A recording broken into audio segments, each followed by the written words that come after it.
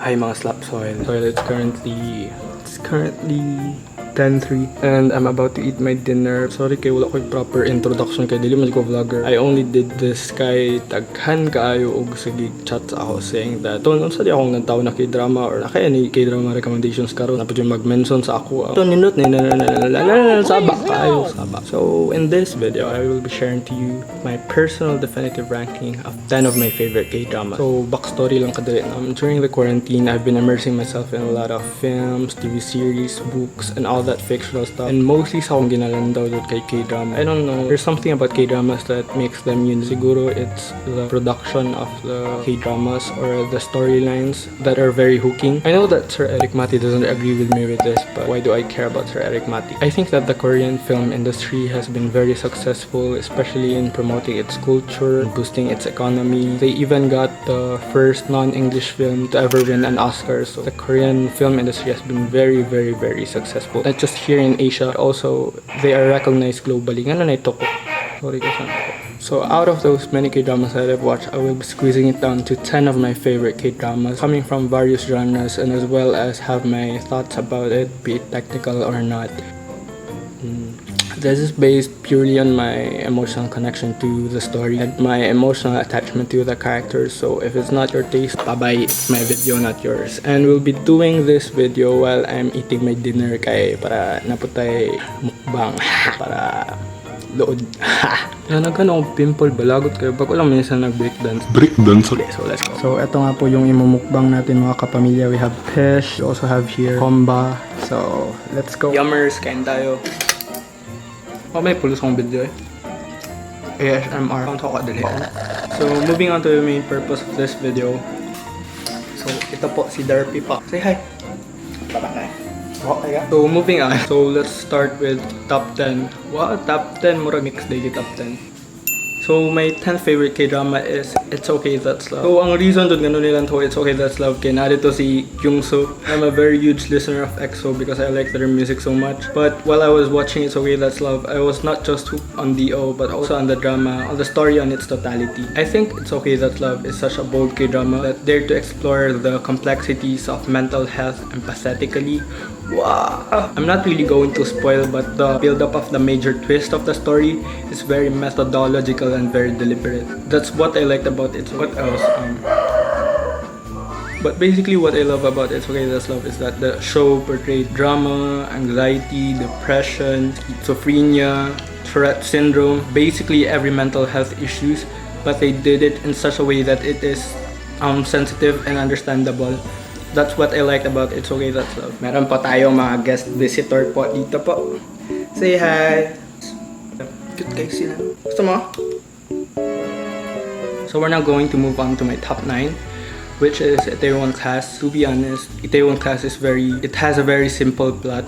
You know, it's like typical Filipino cliche teleserye. But what makes Itaewon Class very special is that its narrative and storytelling may have a cliche plot, but the way it was executed is very fresh and very gripping. It's very dark yet it's very colorful. It's basically the story of Sayuri on his redemption journey. It's like Ma Salvador's Wildflower, a typical revenge story, but it's done in a very gratifying fashion. What else? It has a very organic character development. And also I've learned a lot of lessons while watching Itaewon Class. The first lesson that I learned from Itaewon Class is that happiness is the sweetest revenge. The second is there is a thin line between pride and principle. And the third and the last one is that grudge can either make you or break you. So those are the 3 lessons I learned while watching Itaewon Class. Also, I think that this K-drama is the most inclusive among all the K-dramas that I've watched. Like, they have a lot of races, and I mean their casting is very diverse. That's what I liked about Itaewon Class. And also, can I just say, so ganina nahitabo ang Baeksang Art Award and Park Soo-joon was nominated. I really thought that Park Soo-joon will win the Best Actor Award for Itaewon Class because his performance here is really great. But did not win, unfortunately, but that's okay. He still really did a great job for Itaewon Class. I also like Kwon Nara and Kim Dami's acting here. Kim Dami won the Supporting Actress, I think, award for Itaewon Class in Baeksang. And I'm actually happy how Itaewon Class ended with Sayuri and Isu because bagay good sila. Dagan lagi naging nga dili bagay si Isu si Sayuri. Fight me for that. So recap ta. My top 10 is It's Okay That's Love. My top 9 is Itaewon Class. My top 8. My top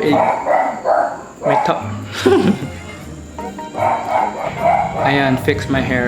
Nanap ito ko na iro. Saba kayo muturo. So naman eh. Kasi ito lang sila ako walang vlogging. Saba ay ko no. Sorry kayo. Alas 10 sa gabi. Tapos nagsaba-saba ko sa balay.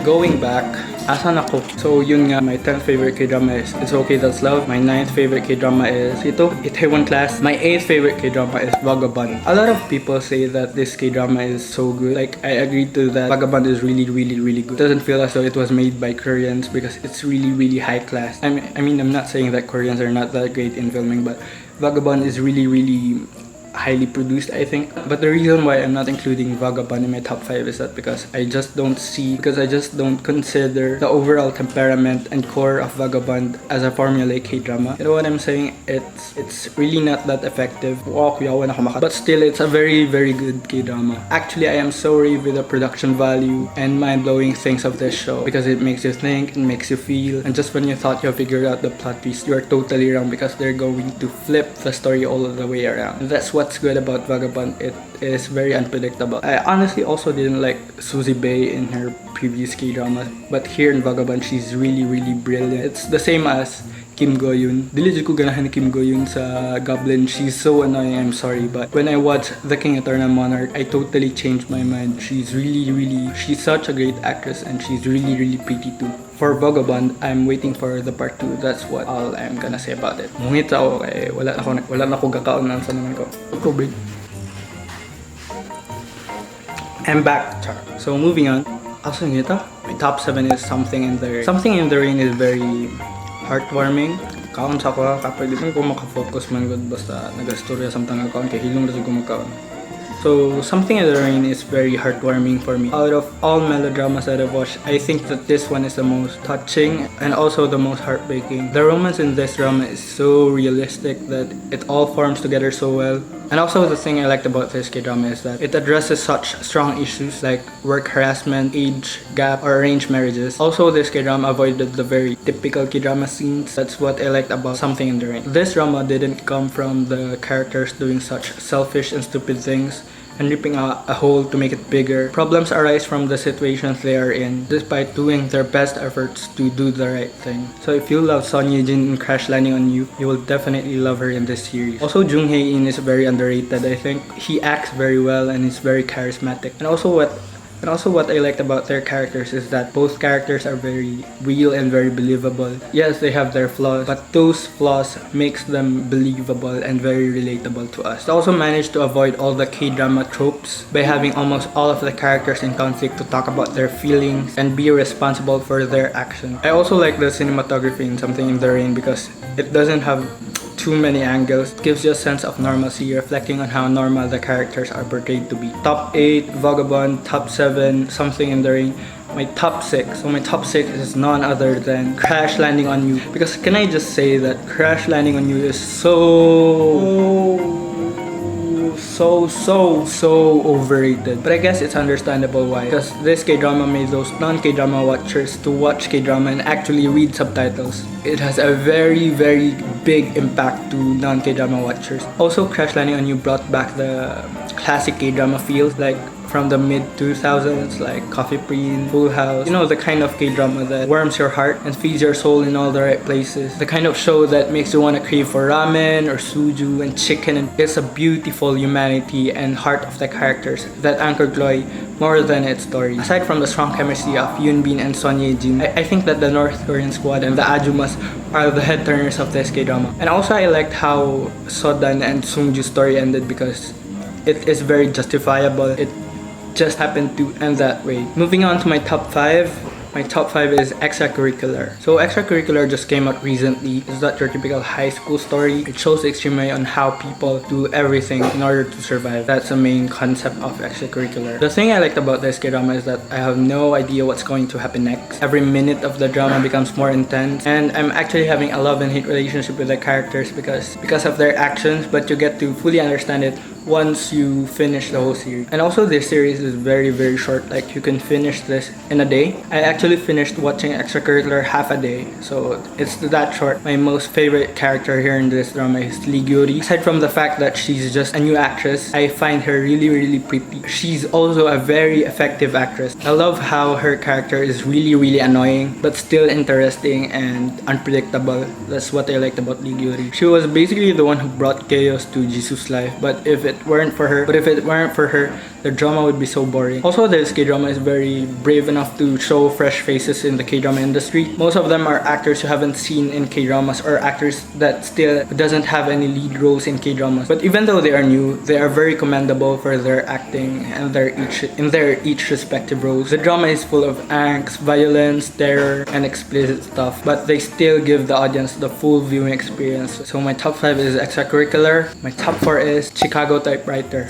This is my favorite K-drama fantasy ever. Like, the story started slow and charming but had a potent, solid momentum towards the end. It also has a cohesive narrative. I just hate how underrated this series is because I think that it deserves to be recognized a lot more. It's really nice, especially the 1930s aesthetics. Also, I love that quote that says, "Every era has its own problems and the struggles you'd want to resist. We resist, struggle, fight, win. That's how we live the world we live in."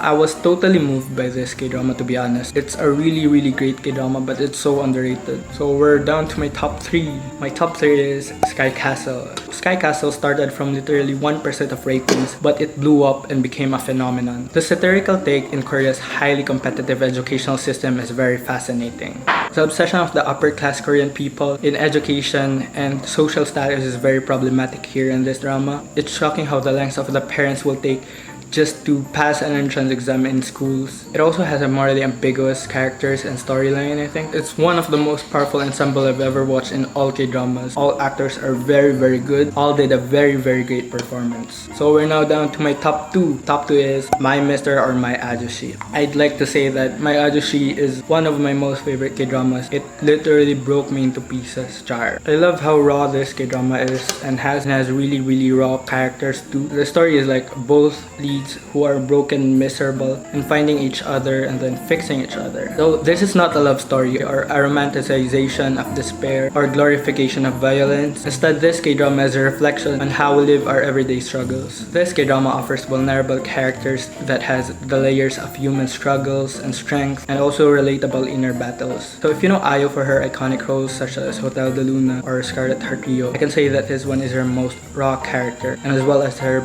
best performance to date. This drama has underlying tones of guilt, shame, violence, underachieving, depression, broken dreams, despair, resentment, forgiveness, and existentialism. So this K-drama will have a special place in your heart as it did to mine.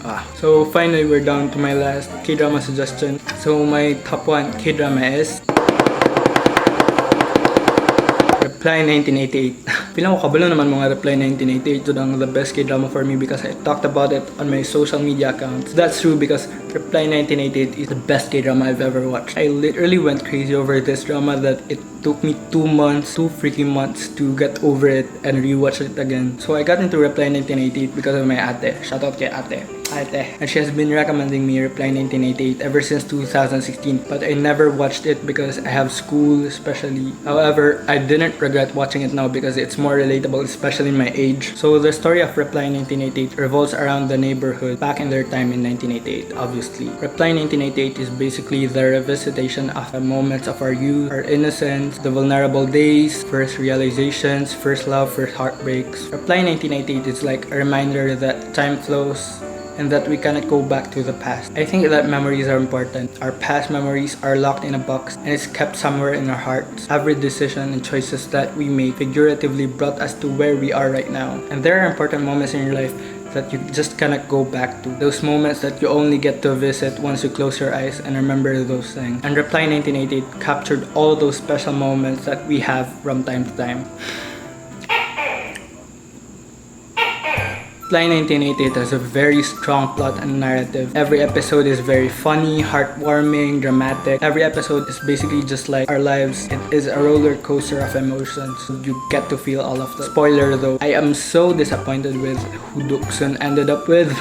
To be honest, Doksun's life is not a fairy tale after all, and I guess I understand why the writers did that, because they want to teach us a very important lesson in life, which is perfect timing and taking chances so that you won't have any regrets in the future. It actually took me months. This is the reason why it took me 2 months to recover from Reply 1988. I also love the whole Sangmundong squad. I am really emotionally attached to them and each of their characters, even the Ajumas and the Ajushis. I guess the very strength of Reply 1988 is that it has the heart. Every episode are just plainly genuine and pure moments of our past. When you watch Reply 1988, you'd feel really nostalgic, and it would really bring you back to the past. Especially, I also love how everything looks like it's in the 80s, from the wardrobe to the set design to the foods that they eat, and even those archive footages from the television, the advertisements. Those are very good. If you're going to watch Reply 1988 though, I recommend not watching on Netflix because they kinda like blurred out some stuffs and like cut out some music due to copyright, but it's still a good watch on Netflix. I actually watched Reply 1988 first in Netflix and rewatched it on VO afterwards. The ending sequence in Reply 1988 is what affected me the most, I think. Especially when they started to move out of the neighborhood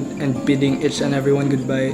That's the most emotional part for me in Reply 1988. I also love the cinematography. It brings you back to the 80s. The OST, the cast, everything just makes you fall in love with Reply 1988, and I will never ever stop recommending this because it is really that good. So that's it. Kalubaton ako. So that's it. That wraps up 10 of my favorite K-dramas. I also have K-dramas that I haven't finished watching yet. I'm currently watching The Producers and When the Camellia Blooms, The King, Eternal Monarch. So kaning tula akong gidalad to karon, and it's also really good, but di pa ako sumapit sa list because I haven't finished watching it yet. So that's it. I hope you get to be enlightened on what K-drama to watch next. I am not really a pro, but I think you'd like all of this. Also, if you guys are interested to suggest to me what type of videos I'll make next, you can comment down below. Say no to online classes, because not everyone has the capacity to go online and do online classes, okay?